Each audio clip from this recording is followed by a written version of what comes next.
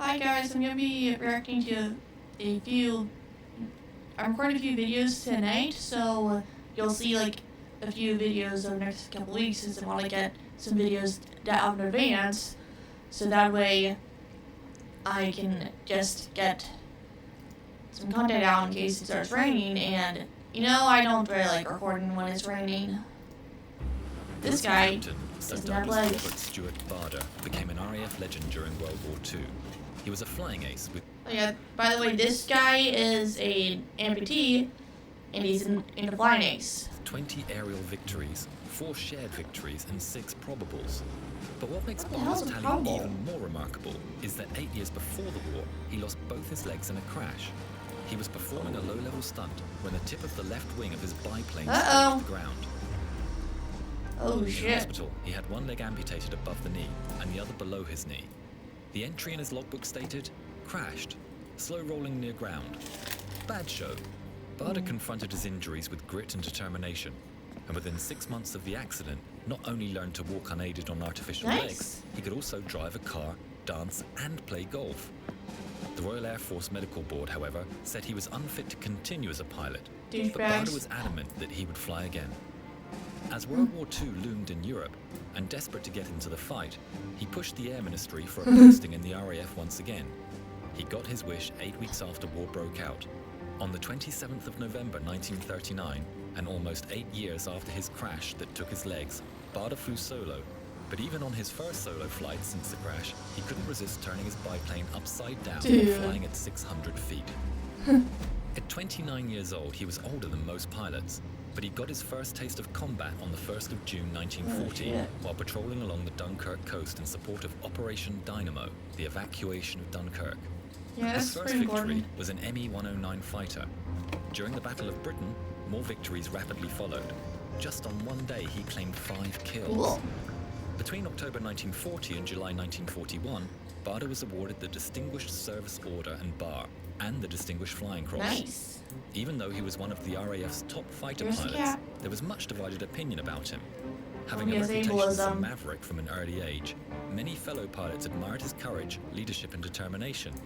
However, many thought him to be selfish, rude, and arrogant, but everyone had to respect him as an effective fighter pilot. Just only In August 1941, while over the French coast, his luck ran out after what was thought to be a mid-air collision. However, a 2007 book, Barder's Last Flight by Andy Saunders, suggests that Barder may have been a victim of friendly fire shot down by one of his fellow RAF pilots. Regardless of the cause, with his fuselage and tail missing, he descended into a spin at around 400 miles per hour. As he tried to bail out, one artificial leg became trapped in the aircraft, and he only escaped when he pulled the ripcord on his parachute and the leg's retaining strap snapped, allowing him to parachute to safety. Not long after he became a prisoner of war, Barder came face to face with Adolf Galland, one of the most prominent German fighter aces of the war, with 705 combat missions and 104 kills. Galland ensured the famous Barder was treated with respect, and the two former foes became friends. In a remarkable piece of wartime diplomacy and respect, General Galland notified the RAF of Barder's missing right prosthetic leg, and with Hermann Göring's permission, the RAF was given safe passage under a flag of truce to parachute in a replacement prosthetic leg. Fucking weird moment in history. Operation Leg. The Germans were rather annoyed that after the leg was parachuted in, the bombers proceeded on to their bombing mission to bomb Gosnay Power Station, making it his duty to upset and cause as much trouble for his captors as possible. After receiving his leg, Barder escaped from the hospital where he was recovering by knotting bedsheets together. Initially, the rope did not reach the ground, so he moved the bed of a comatose New Zealand pilot, Bill Russell. Russell's bed was then pushed to the window to act as an anchor. Unfortunately, he was quickly recaptured. While in another POW camp, the men dug a tunnel to use as an escape route. Barder would fill his legs with earth from the tunnel and would spread the soil over the camp by falling over and emptying his leg. Barder made so many escape attempts that it led to one German commandant threatening to take his legs away, and ultimately led to his transfer to the infamous Colditz Castle. He remained there until 1945 when the castle was liberated by the US First Army. On his release from the castle, and true to form, when Barder arrived in Paris, he requested a Spitfire so that he could rejoin the fighting before the war was over, but he was refused.